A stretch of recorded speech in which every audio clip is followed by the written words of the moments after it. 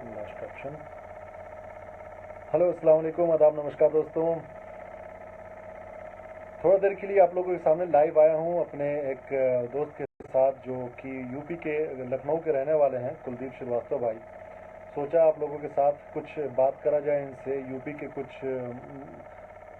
UP क्या पूरे हिंदुस्तान के डेवलपमेंट को लेकर, क्योंकि जहां तक मैंने इनको देखा है ये हिंदुस्तान से बाहर कई ऐसे मुल्कों में रह चुके हैं जो काफ़ी डेवलप्ड है और या डेवलपिंग कंट्री है। तो मैंने सोचा कि क्यों ना आप लोगों के सामने इनसे बात करी जाए, और अगर आप लोगों के पास भी कोई सवाल हो तो आप बेझिझक पूछिए, ताकि हम लोग एक सही सवाल जवाब हो सके या बात हो सके। तो मेरे साथ में है कुलदीप श्रीवास्तव भाई, जो कि लखनऊ के रहने वाले हैं। तो पहले मैं इनको बता दूं, ये न्यूजीलैंड भी रह चुके हैं, श्रीलंका भी रह चुके हैं, हिंदुस्तान के तो हैं ही। अभी इस वक्त हमारे साथ कतर में हैं, यानी कि 3-4 ऐसे देशों में ये घूम चुके हैं जहाँ से इनको कह सकते हैं कि विकसित देश और विकासशील देशों में काफ़ी फ़र्क मालूम होगा। तो कुलदीप भाई, जैसा कि मैंने बताया दोस्तों को कि आप न्यूजीलैंड भी रह चुके हैं और श्रीलंका भी रह चुके हैं और हिंदुस्तान में आप का जन्म ही हुआ है। तो आप इन सारी जगहों में क्या मतलब फ़र्क देखते हैं कि हिंदुस्तान में किस तरह की चीज़ें हैं जो होनी चाहिए हिंदुस्तान की तरक्की के लिए, अगर इन दोनों कंट्री में कंपेयर किया जाए? सबसे बड़ी चीज़ मैंने जो देखी बाहर, एक मीडिया ने बहुत बड़ा रोल अदा किया है हर चीज़ में।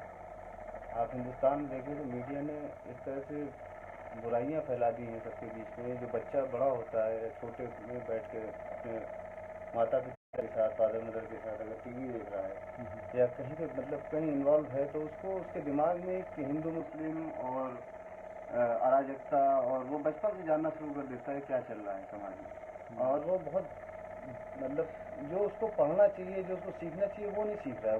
वो कुछ और गलत रास्ते पे जा रहा है। उसके दिमाग में कुछ भरा जा रहा है बचपन से कि तुमको ये करना है, तुमको वो करना है, उसके साथ नहीं बैठना है, वो ऐसे होते हैं, ये वैसे होते हैं। तो अगर आपने बात निकाली दी है इस बारे में, सांप्रदायिकता के बारे में, तो आप लखनऊ में जिस जगह से आते हैं वहाँ पर तो हर तरह की कम्युनिटी के लोग हैं जी।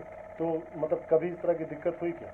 वहाँ पर भी दिक्कत है, दिक्कत पूरे हिंदुस्तान में है। चक्कर मीडिया जो है इसने जो इस तरह से एक माया जाल फैला के रखा है अपना, वो किसी और को कुछ सोचने नहीं दे रही। वो अपने हिसाब से आपके दिमाग को यूज़ कर रही है, किस तरह से इसको बिल्कुल इसको किस तरह से इसको पॉल्यूटेड मतलब कुछ करो उसके दिमाग के अंदर कि वो और चीज़ों को भूल जाए और इन सब गलत बातों के पीछे पड़ा रहे। तो जैसा कि मैंने बताया कि आप न्यूजीलैंड भी रह चुके हैं, तो मतलब ये बताइए कि हिंदुस्तान की जो जनता है या न्यूजीलैंड की जनता थी, वो किस तरीके से मदद करती है देश को विकास करने में, विकसित होने में? तो मैं वही बताना चाह रहा था कि मीडिया, वहाँ पे मीडिया का क्या रोल है। शाम को 7 बजे न्यूज़ आती है, उसमें कुछ नहीं ढकोसले नहीं है कि जो डेवलपमेंट चल रहा है या कोई प्रॉब्लम हुई है, कोई एक्सीडेंट हुआ, तो बस उसकी न्यूज़ आती है। यहाँ तो सुबह से लेकर शाम तक पहली बात तो जो लोग लड़ाते हैं, हिंदू मुस्लिम को बैठा के टीवी के ऊपर इंटरव्यू के नाम पे लड़ाया जाता है एक दूसरे को, उसका मजा लेते हैं। एक एंटरटेनमेंट के जरिए बना। हाँ, वो एंटरटेनमेंट बनाए, बस एंटरटेनमेंट ये हो रहा है कि जब आप किसी चीज़ में इन्वॉल्व रहेंगे, दिन भर लड़ाई देखेंगे, तो आपके दिमाग में लड़ाई की भावना हमेशा भरी रहेगी। बिल्कुल। आप किसी के सामने बैठेंगे तो आप हमेशा एक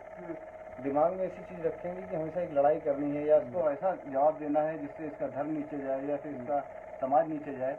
तो ये चीज़ें वहाँ नहीं होती है। वहाँ आदमी विकास की ओर भागता है। वहाँ आदमी ये नहीं सोचता किसको नीचे करना है, वो सोचता है देश का हित कैसे है, देश को कैसे ऊपर उठाना है। यहाँ तो कुछ और ही। यहाँ तो सुबह से उठो, निगेटिविटी आपके दिमाग में भरी जा रही है, शाम तक भरे जा रही है। अब अगर माँ बाप के दिमाग में भर रहा है तो बच्चा तो बगल में बैठा है, उसके दिमाग में डबल भर रही है निगेटिविटी, क्योंकि वो पैदा हो रहा है उस हिसाब से। उसको उसका दिमाग एक तरह से उसी चीज में विकसित हो रहा खराब कर दिया। वो पढ़ाई लिखाई नहीं, वो उसके दिमाग में बस एक प्रॉब्लम चल रही है। वो भी सोच रहा है क्या करना है, कहाँ जाना है, क्या करना है। मतलब वो अपने शिक्षा के बारे में नहीं सोच पा रहा, पढ़ाई के बारे में नहीं सोच पा रहा। वो सोच रहा है ये कि मतलब अब हिंदू कौन है, मुस्लिम कौन है। वो उसको बचपन से सिखाया जा रहा है। बाहर तो लोगों को मालूम नहीं धर्म के बारे में। अगर मैंने पूछा बहुत लोगों से कि भाई धर्म क्या है, तो कुछ लोग जवाब ऐसा देते हैं कि धर्म से मेरा कुछ लेना देना नहीं। और यहाँ मतलब वो अपना धर्म करते हैं लेकिन धर्म को कभी आगे नहीं आने देते हैं। अच्छा, हम लोग भी 2-3 कंट्रीज में ऐसे जगह रहते हैं जहाँ पर इतनी मतलब हर धर्म के लोग रहते हैं।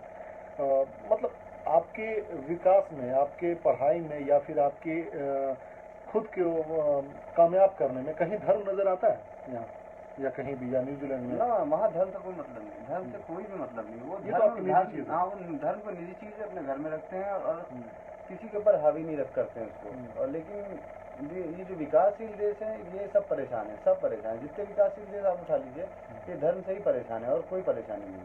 अगर हिंदुस्तान में हिंदू मुस्लिम का ये जो नाटक चल रहा है अगर इसको अगर हटा दिया जाए तो देश को विकसित होने में ज़्यादा टाइम नहीं लगेगा। लेकिन हो क्या रहा है यहाँ पे विकास जो हो रहा है वो धर्म के ऊपर हो रहा है, और विकास कहाँ हो रहा है, विनाश हो रहा है। हाँ, वो धर्म का विकास वो सोच रहे हैं जो चल रहा है, लेकिन हो कुछ नहीं रहा, उसमें परेशान है सब। बिल्कुल। तो मतलब एक चीज़ और भी है देखने के लिए कि अभी किस तरीके से प्रोपेगेंडा फैलाया जा रहा है। मीडिया की जो बात कही कि प्रोपेगेंडा फैला के लोगों को आपस में लड़ाना, या फिर प्रोपेगेंडा फैला के ये चीज़ दिखाना कि मतलब कि जो अभी हो रहा है वो सही हो रहा है। जैसे कि अभी एक मर्डर हुआ था गौरी का, इतनी सीनियर पत्रकार थी वो, तो उसको भी कुछ लोग जायज़ कह रहे हैं, कुछ लोग नाजायज़ कह रहे हैं। तो ये जो जायज़ कहने वाला है, चाहे रीज़न कुछ भी हो, ये कहाँ तक सही है?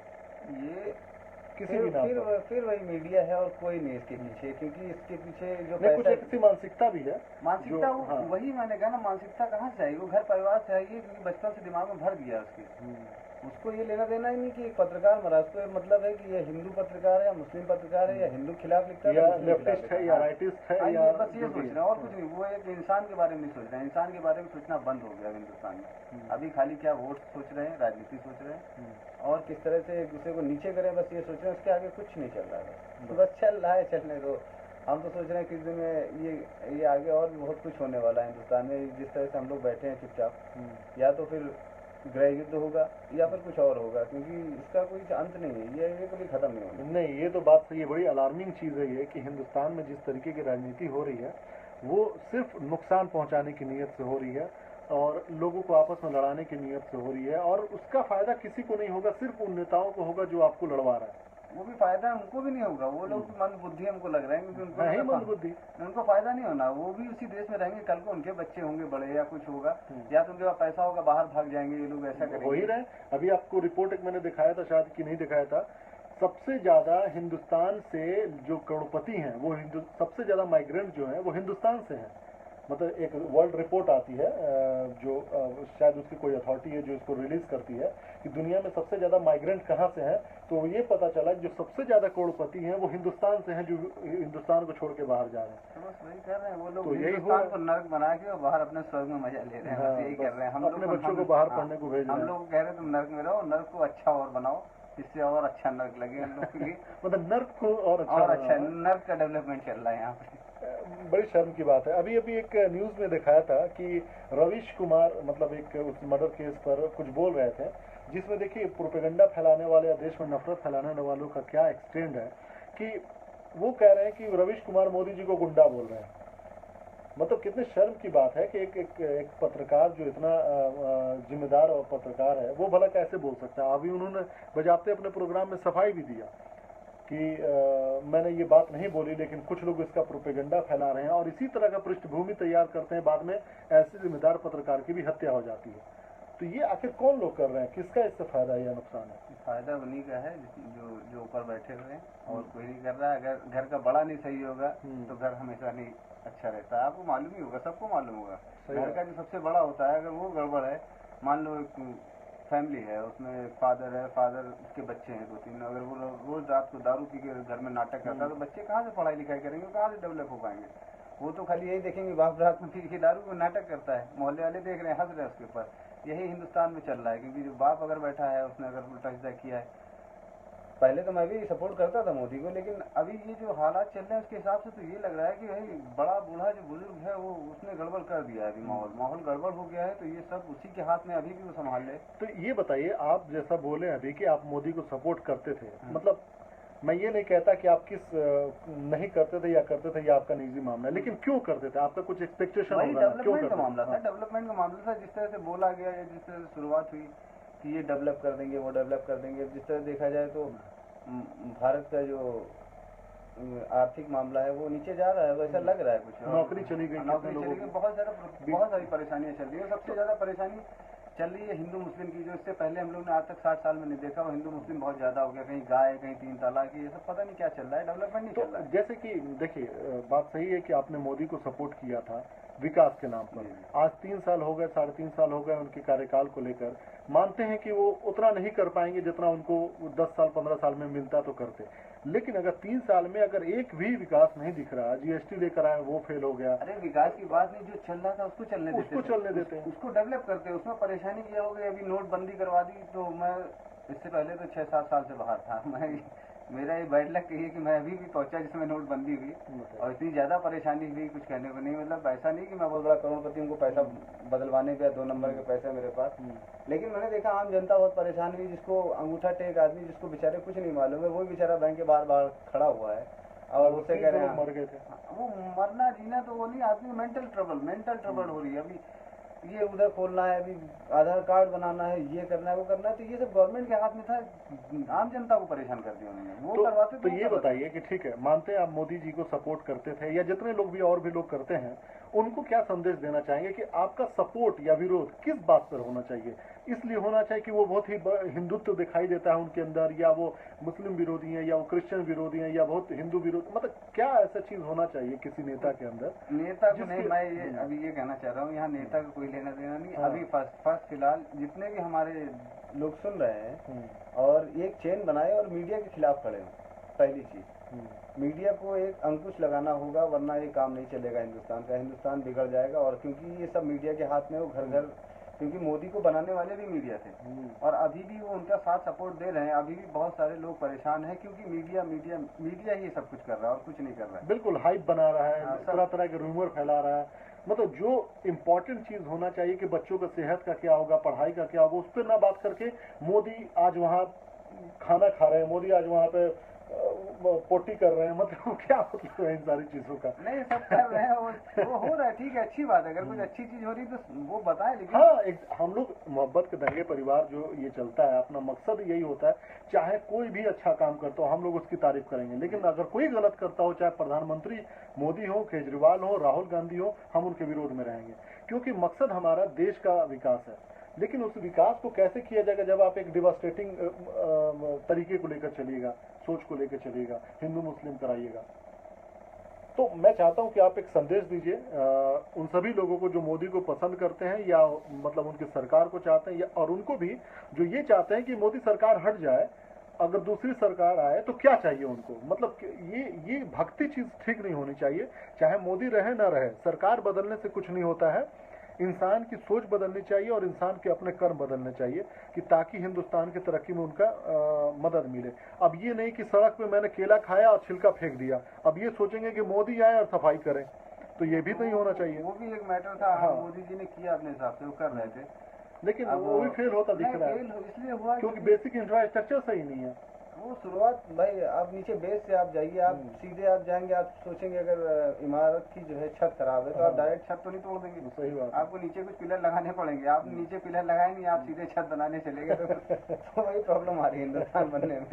ये बड़ी अच्छी बात है, मतलब आप इमारत खड़ी करना है, ठीक है भैया, हवा में सब कुछ बन गया, नीचे पिलर गायब है। पिलर तो गायब है, तभी तो प्रॉब्लम हो रही है, मतलब उसमें जनता दबी जा रही है नीचे ऊपर। मतलब देखिए, अपने पास सीवर में काम करने वाले कर्मचारी नहीं है, उनके पास मशीन नहीं है, उनके पास हाथ में टूल्स होने चाहिए, वो नहीं है। अभी भी 1947 जब कूड़े उठाने वाला लखनऊ के अंदर, वो घड़ घड़ आवाज आती है, लोहे का इतना बड़ा, वो बेचारे चलाते हैं सुबह सुबह। हमारे समझ में नहीं आता कैसे सफाई करेंगे वो, और जनसंख्या ज्यादा है तो उस हिसाब से उनको लोग बढ़ाने चाहिए, और तो नई चीजें। हाँ, अपने पास मैन पावर की कमी कहाँ है? मैन पावर नहीं, यहाँ तो कुछ और ही पावर की कमी है, यहाँ दिमागी पावर की कमी है। बिल्कुल, विल पावर नहीं है, और मतलब राजनीतिक जिसको विल कहते हैं ना, वो नहीं है करने का। तो एक चीज और भी बात सामने आ रही है कि किसी नेता का सपोर्ट करना नहीं करना अलग बात है, आपका एजेंडा फिक्स रहना चाहिए कि भाई हम दे रहे हैं मोदी को वोट ताकि हिंदुस्तान में तरक्की हो, वो चीज दिख नहीं रहा है। कल को हम देंगे राहुल गांधी को वोट,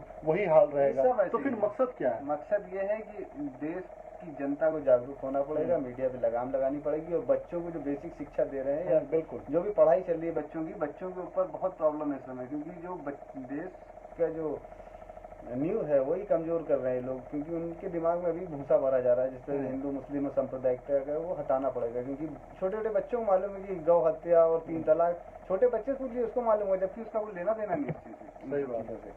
तो ये सब चीजें हैं, बस क्या बताऊं, बस चल रहा है। तो ये बताइए कि अभी मतलब इस तरह के राजनीतिक माहौल में आपका अपना पर्सनल व्यू क्या है, और या नुकसान या फायदा क्या है जो अभी चल रहा है हिंदुस्तान में? पर्सनल व्यू तो अभी कुछ देने के हालात में नहीं हूँ, क्योंकि अभी भी समझ में नहीं आ रहा है कुछ क्या चल रहा है, हम खुद ही कंफ्यूज नहीं है तो बड़ा ये लोग बैठ के भक्त लोग जो मतलब मोदी हाय हाय मोदी हाय